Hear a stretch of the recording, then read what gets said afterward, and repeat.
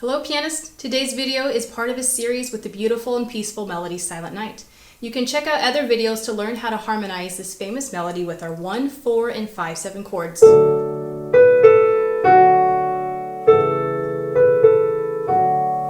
Another video will show you how to create a two-hand accompaniment using beautiful accompaniment patterns.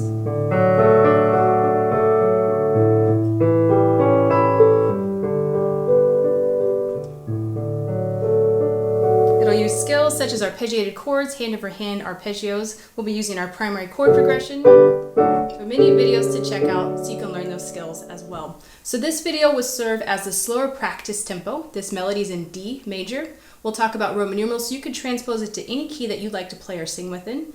I will go through a 2 major introduction. To be able to set the style and tempo, you'll hear the metronome and I'll give you a 1 major count off. So in total, there'll be 3 majors before that melody starts. And final, I'll play that melody doubled at the octave, so it's loud enough for you to practice your accompaniment patterns along with, and also so you could sing along if you'd like for male or female range. So let's get started. BPM of 60, remember 3 majors before that melody starts. You can play a 2 major intro along.